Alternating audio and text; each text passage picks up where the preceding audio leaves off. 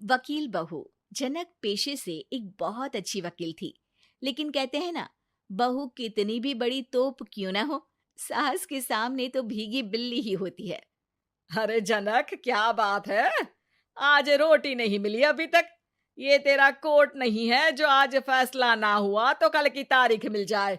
रोटी तो रोज वक्त में चाहिए। हाँ। माँ जी, रोटी तो कब की बन गई। मैंने आपको कहा तो खाना खाने के लिए, आपने शायद सुना नहीं होगा। ओहो हो, जज नहीं हूं मैं तेरे कोर्ट की, सास हूं सास। कोई दलील फालतू की मत देना यहाँ। बहुत जानती हूं मैं इन वकीलों को। अपनी बात ऊपर रखने के लिए झूठ बोलने में जरा भी नहीं सोचते। तभी वहां जनक के ससुर आ जाते हैं। अरे भाग्यवान, क्यों बेचारी के काम को कोसती रहती है हमेशा। मैं भी तो था वहां जब ये आई थी तुझे रोटी खाने को बुलाने के लिए। सास को तो अब गुस्सा आ जाता है कि कैसे किसी ने बहू की साइड ले ली। अरे वाह जी वाह, वो तो मैं जानती थी कि कोई ना कोई गवाह तो ये पेश कर ही देगी। पर मैं तो अब सीधा खाना खाकर सोने जाऊंगी। मुझे आदत नहीं है किसी से बहसा बहसी करने की। पता नहीं कैसे ये वकील इतना दिमाग लगाकर खुद तो झूठ बोलते ही हैं, साथ में झूठे गवाह भी ले आते हैं।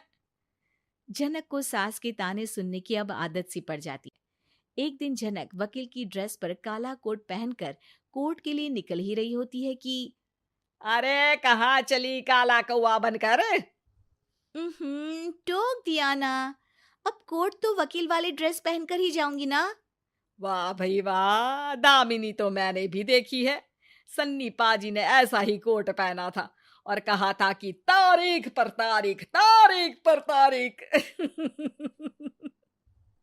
मतलब कि कोई बात करनी है तो बोलिए, वरना वक्त नहीं है मेरे पास खराब करने के लिए।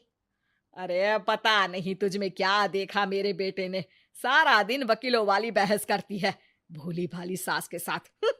अच्छा सुन, जो इतनी बहस मेरे आगे करती है ना, जरा अपने बॉस से कर ले, जो 1 साल भी ना हुए तेरी शादी को और काले कपड़े पहना दिए। अंदर जा और लाल कोट पहन कर आ, पता तो चले कि नई नवेली शादी हुई है। अरे माँ जी, कोर्ट में मेरा बॉस क्या करेगा? ये तो पूरे देश की ड्रेस है वकीलों के लिए। लेकिन सास तो ठहरी सास। अच्छा, तो कोई जरूरत नहीं है 2-4 साल कोर्ट जाने की। शादी थोड़ी पुरानी हो जाए तब इजाजत दे दूंगी मैं तुझे काले कपड़े पहनने की। अब क्या था, मन मारकर जनक को लाल रंग का कोट पहनकर कोर्ट जाना पड़ता है।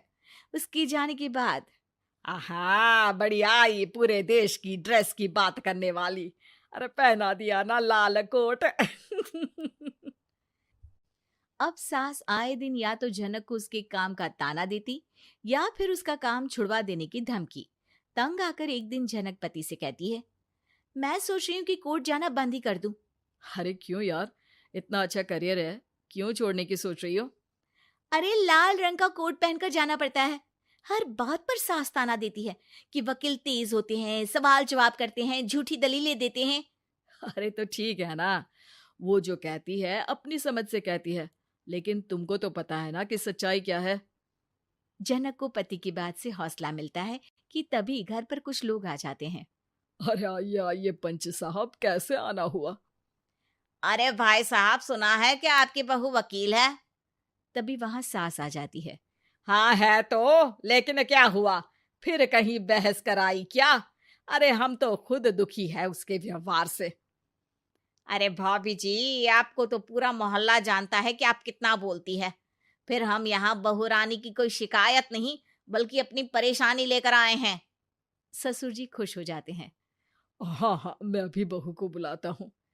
जनक वहां आती है, सबको नमस्ते करके बैठ जाती है। बहू रानी, हमारे गांव में बड़ी मुसीबत आ गई है। अब तो पूरे गांव की जिम्मेदारी मानो तुम्हारे कंधों पर है। अरे ना ना, इससे तो घर की जिम्मेदारी पूरी नहीं होती। ये गांव की जिम्मेदारी क्या लेगी? भाभी जी, आप चुप हो जाओ। यहाँ पढ़े लिखे लोगों की बात हो रही है। आप जाओ, जरा रसोई से सबके लिए चाय लेकर आओ। मैं कॉफी लूंगी। हाँ हाँ, वकील साहिबा के लिए कॉफी। सास सर पैर सब पटक कर वहां से निकल जाती है। बहू, गांव में पानी नहीं आ रहा है, पड़ोसी राज्य ने हमारा पानी रोक रखा है। इसका मामला तो बड़े कोर्ट में चलेगा पंच जी, लेकिन ऐसा क्यों?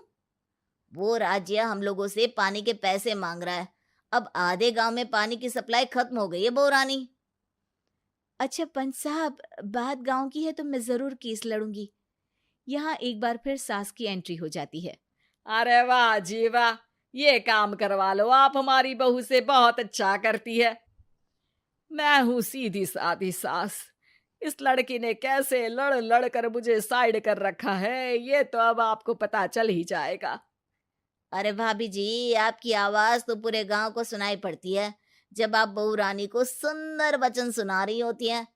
अरे वकील बहू मिली है, फक्र करो फक्र। हाँ जी हाँ, सारी फकर तो हम लोग ही करें। खैर, अब जो केस लड़ेगी और पानी गांव में आ जाता है तो पंच साहब लिख कर देना होगा कि हैंड पाइप में सबसे पहले मेरी बाल्टी और घड़ा भरेगा। अरे फिर तो हम बहू रानी के नाम पर घर पर ही सप्लाई दे देंगे, लेकिन ये इतना आसान नहीं है। बहू, गांव के पास अभी वकील करने की भी पैसे नहीं है तो। अरे पंच साहब, ये मेरे गांव का मामला है, मैं आपसे एक भी पैसा नहीं लूंगी। सास को बहू की बात पर गुस्सा आ जाता है, लेकिन सबके जाने के बाद झनक मन लगाकर गांव की परेशानियों को दूर करने में लग जाती है। और वो दिन भी आता है कि झनक केस जीत जाती है। अरे आज तो प्लम्बर आकर घर तक पाइप लगा गया है। खुश हो जाओ, मेरे कारण तुम लोगों को घर के अंदर ही पानी मिल जाएगा।